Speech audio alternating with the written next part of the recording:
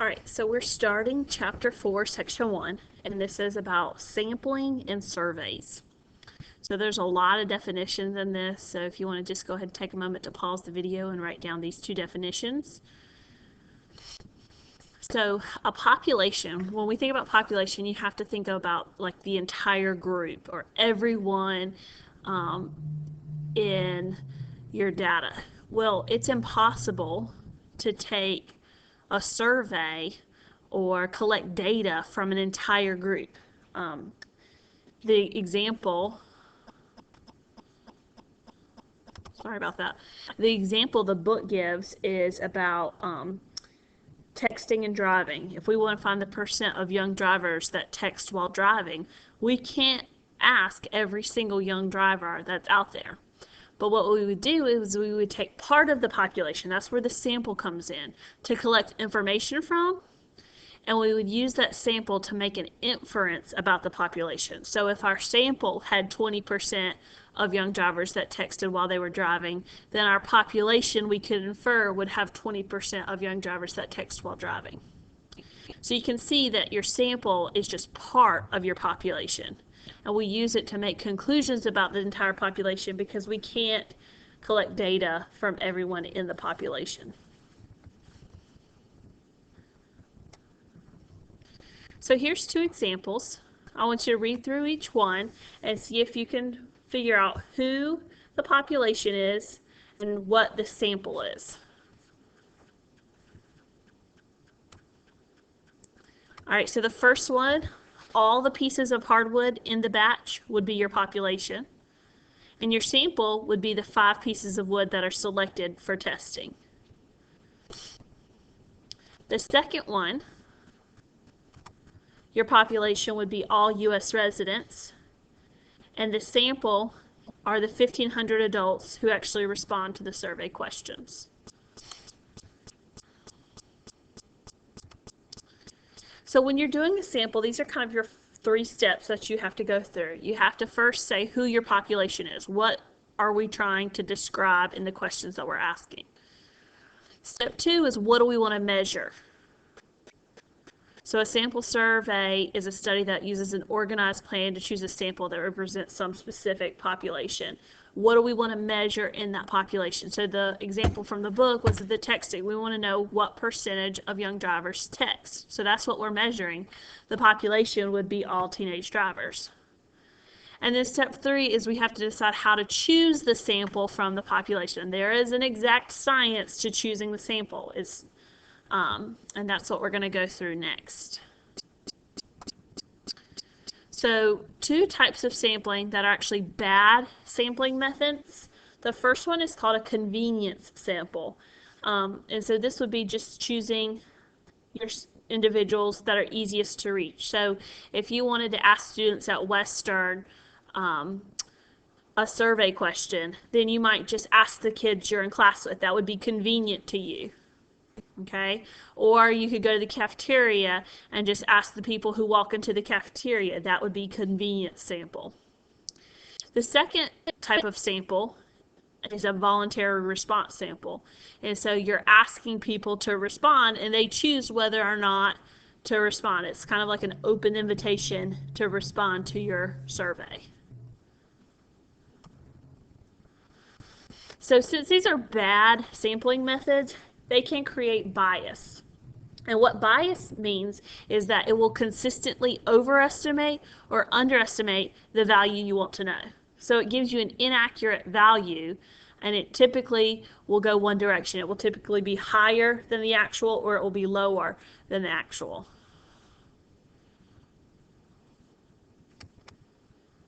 So let's look at this example. Explain how using a convenient sample of students in your statistics class to estimate the proportion of all high school students who own a graphing calculator could result in bias. Let's think about that for a minute. Is it a requirement to have a graphing calculator in a statistics class?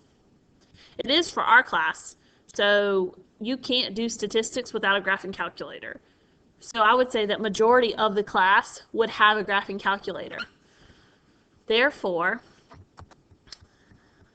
this This sample would probably include a much higher proportion of students with a graphing calculator than in the population at large, because a graphing calculator is required for the statistics class. This method would probably lead to an overestimate of the actual proportion of the actual population proportion. So this would be a bias if we used a convenience sample in this case, because we are overestimating the actual population proportion of those that have calculators.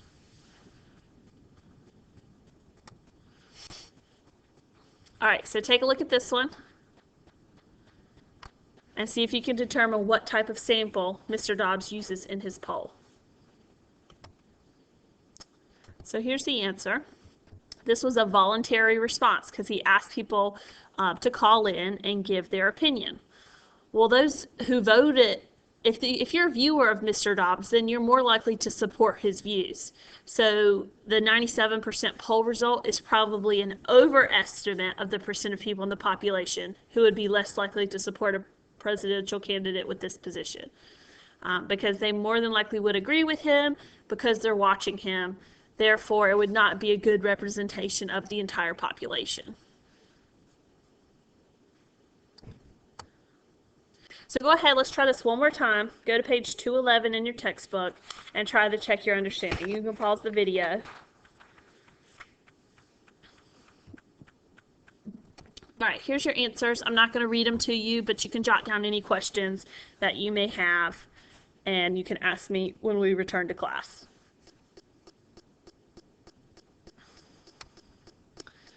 All right, so we talked about bad sampling methods, and we talked about how they create bias. So the next thing we're going to talk about is how can we prevent the bias?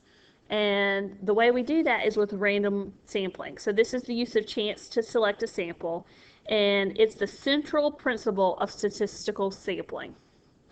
The best and easiest way to do a random sample is to put everything in a hat and draw one out. And this is called simple random samples.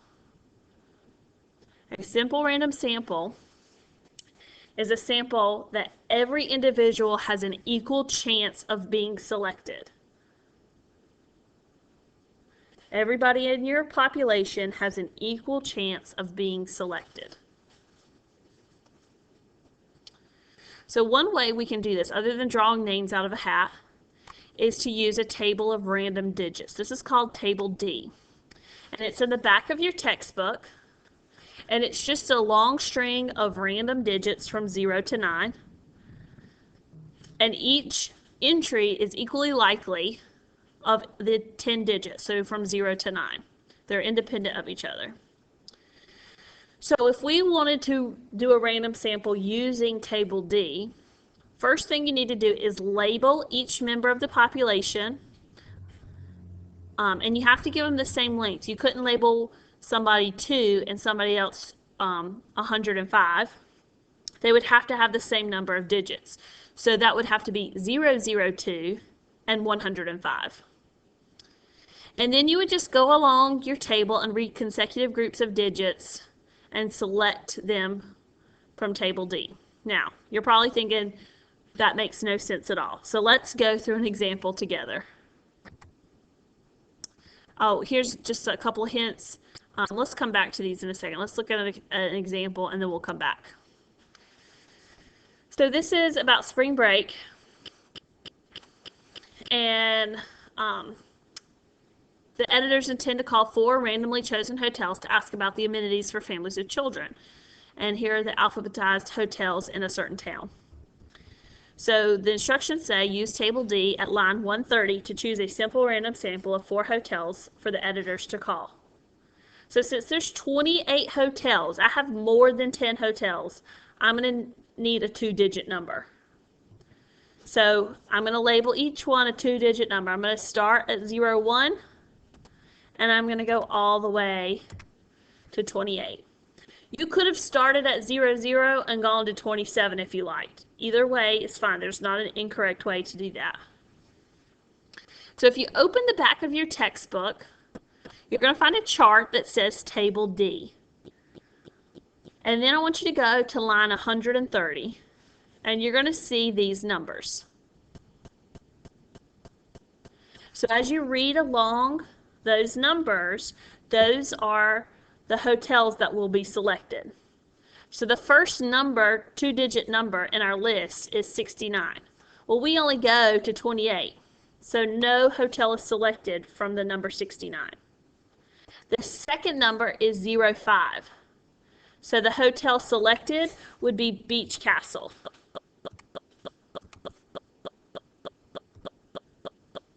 So that's the first randomly selected hotel.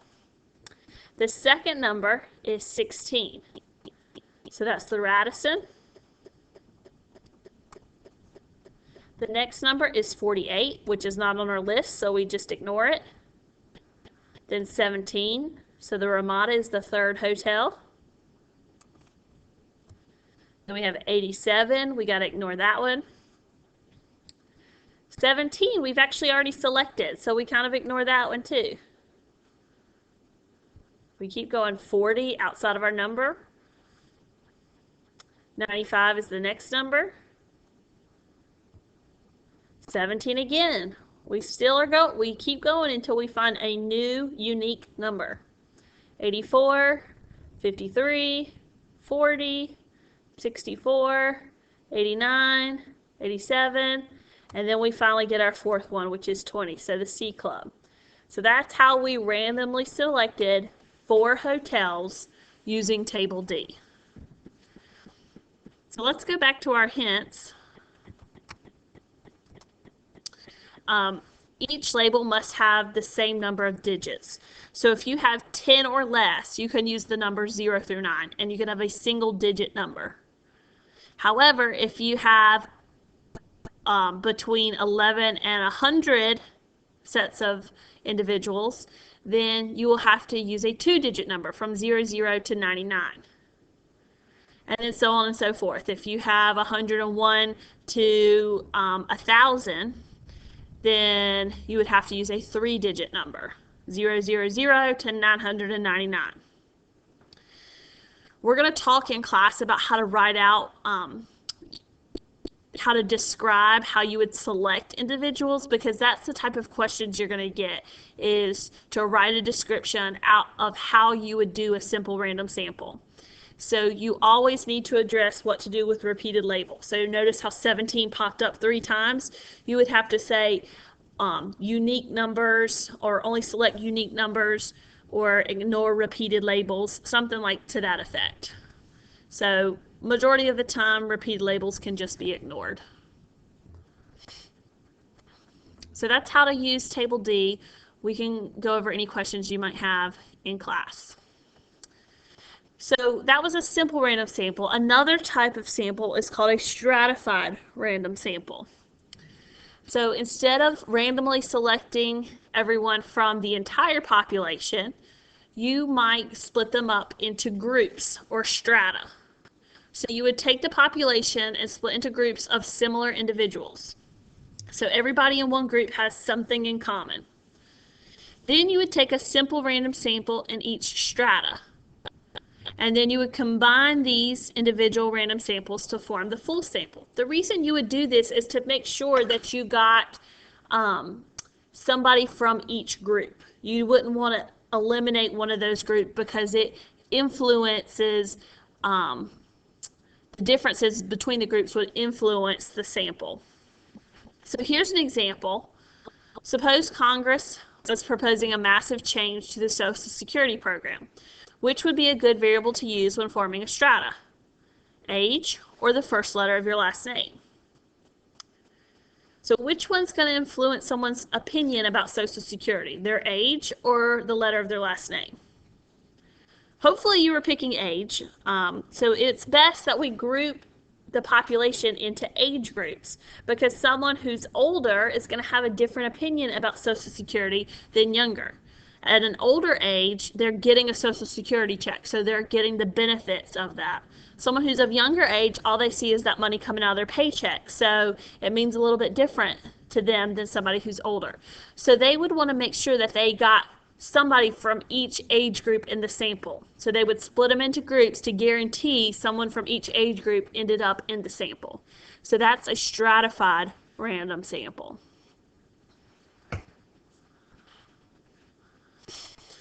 So the next type of random sample is a cluster. So instead of grouping them into similar groups, you would divide them into groups that mirror the population. And then you would choose a cluster and sample everyone in the cluster. So each group will mirror the population, and you would select a cluster randomly. So let's look at this example. You have students in an auditorium, and I'll scroll down so you can see the whole problem. But I want you to describe how you would do a simple random sample, a stratified random sample, and a cluster sample of students from this auditorium. So as you can see, 9th graders are in seats 601 to 800. 10th graders are 401 to 600. 11th graders are 201 to 400. And 12th graders are 1 to 200. Now, I couldn't draw out all 800 rows, so that's why I drew the first 2 rows and then the last 2 rows. So you're just going to have to imagine the 600 rows between them. All right, so for a simple random sample, I'm not going to read these to you because they're quite long, but take a minute and read through this of how you would select those 80 students.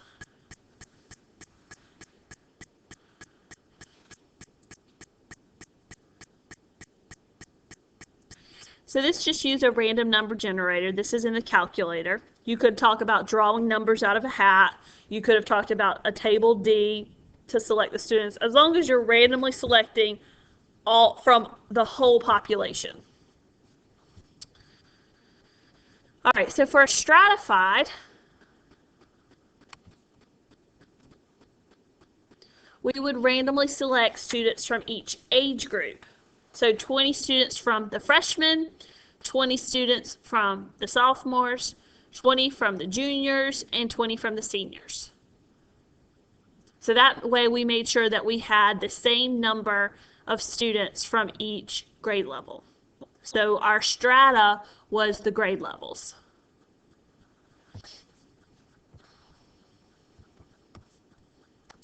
All right, and then the last way with clusters. If you chose the column, each column all the way back would have freshmen, sophomores, juniors, and seniors in that column. So that would be a cluster that mirrored the population. So then we would just randomly select 2 of the clusters to get 80 students because each cluster has 40 seats. So we would randomly select 2 columns, and from those columns, we would give the survey to everyone in that column. All right, do the check your understanding on page 219. Pause the video. Here's your answers. I'll scroll, pause the video here for 1 and 2. All right, and I'm going to scroll. Here's 3. Jot down any questions you think you might have about the types of random sampling. All right, we're almost done. So the next thing we're going to talk about is inference. So inference is when we draw a conclusion about our population. We infer information about the population because of what we know about the sample. So we collect data from our sample, and that helps us make inferences about our population. Because we're not asking every single person in the population, we are going to have a margin of error. It doesn't mean that there's a mistake. It just means when I ask 20 students in my sample, and then I ask another 20 students in a different sample, I'm not going to get out the exact same answer. I'll probably get something very close, but we'll be off by a little bit. And just keep in mind that larger samples give better information about the population. So there's 2 types of sampling errors, or 2 types of errors, a sampling error or a non-sampling error. Sampling errors include bad sampling methods. So the first two we talked about, voluntary or convenience samples, those are bad sampling methods. They can create bias. And then undercoverage. This occurs when some part of the population is left out of the process when choosing the sample. Non-sampling errors. This includes non-response. So they either won't respond to your sample or you don't have a way to contact them when they are selected for your sample. The fourth one is response bias. So people don't give a correct answer when you're asked a question. A great example of this happened with the 2016 election. I think there was some response bias in the polling. A lot of people did not want to admit they were going to vote for Donald Trump for president, so they lied and said Hillary Clinton. So all the polls showed that Hillary Clinton was going to win. In reality, people were just giving an incorrect response, and so it turned out the other way. And then the last way of non-sampling errors would be the wording of a question. So think about these two versions of questions about illegal immigrants. Should illegal immigrants be prosecuted and deported for being in the U.S. illegally, or shouldn't they? So that question points out the fact that they're doing something illegal and asking if they should be prosecuted. Whereas another way to answer that, or ask that question, is should illegal immigrants who've worked in the United States for 2 years be given a chance to keep their jobs and eventually apply for legal status? So two totally different ways to word the question. One is very positive about the immigrants, so people would be more likely to answer in favor of that. And one's very negative about the immigrants, so people would be more likely to answer in a negative light. So wording of a question is very important when you are writing a survey. So last thing, check your understanding on page 224. Pause the video. And here's your answers. All right, jot down any questions you have, and we'll go over it in class.